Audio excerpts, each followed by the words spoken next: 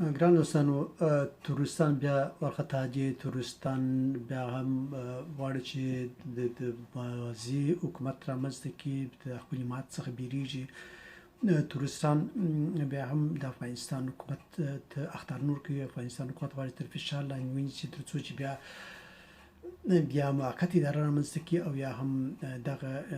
اجرایه ریاست په اصطلاح د دوهم ځل لپاره رامنځته کړي نو ګران دوستانو دغه جنایتکاران دغه جنگي جنایتکاران چې په ماضي کې هم د افغانستان د خلکو په وړاندې ولایتنۍ جنایت او جرمونه کړي دي نو دغه جنایتکاران اوس بیا هم لاسونه غواړي چې سره یې ورکړي او بیا د افغانستان سولې ثبات ته خطر متوجه کړي نو موږ په خپله په ولایتنۍ په ډېرو زیاتو ویډیوګانو او خبرو کې ستاسو سره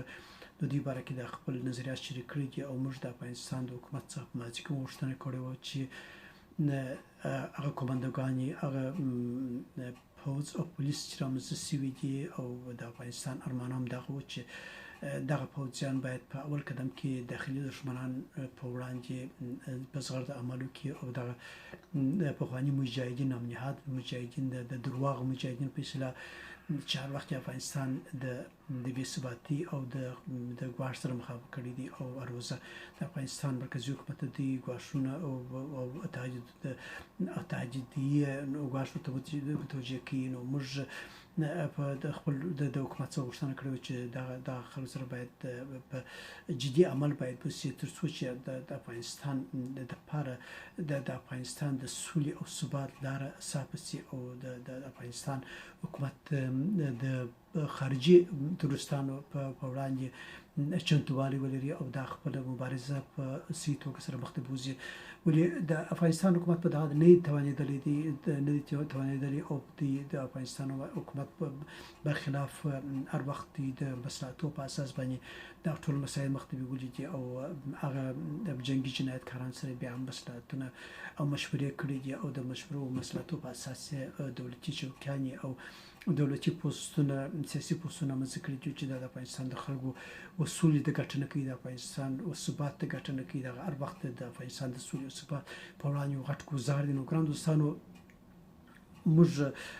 محقق چې په نږدې کې خپل زوی د لاسه ورکړي او هغه زوی باید په خپل وار سره په خپله خوله د حضرت یوسف علیه السلام سره مقایسه کړي نو موږ درته ویلو چې پر تا پر زوی دې هغه مړه سوي زوی لعنت چې ته دغسې د یوسف علیه السلام او مقام ته د سپکاوی کوې یوسف علیه السلام سره ته مقایسه کوې ته یوسف علیه السلام وګوره تاسې دغه نجس زوی وګوره تاسې نجس فامیل وګوره چې تاسې د انسانانو په سلو کې تاسې میخونه وهله نو د یوسف علیه السلام خو هغه غټ مقام دی هغه انسانو چې هغه په اصطلاح په ټول دنیا کې دغه شباهت بیا موږ ونه لیدی نو دغه رقم جنایتکاران لکه تاسې د محقق او د محقق زوی چې ځان دغسې د پاکو انسانانو سره پیغمبران سره مقایسه کوي دا به یو بل جنایت دی د اسلام په وړاندې نو موږ محقق او دغه نور سپیان ته وایي محقق ته او عبدالله او دغه جنرال دوستم چې تر پایه د ده څخه یو سیاسي سړی جوړ نه شو تر پایه پورې دی په اصطلاح یو نه پوځي نه جوړ شو او نه سیاسي سړی نه جوړ شو په داسې حال کې د عمر په تېرېدو دی تقریبا اوس په تقریبا د 50 کال کېږي نو دی جنایتکار بیا هم د افغانستان خلکو ته د افغانستان حکومت ته د افغانستان اجماع ته ګواښونه کوي او د افغانستان د خلکو په وړاندې غواړي چې دغه جنایت وکړي دی په دغه باندې سم پوهېږي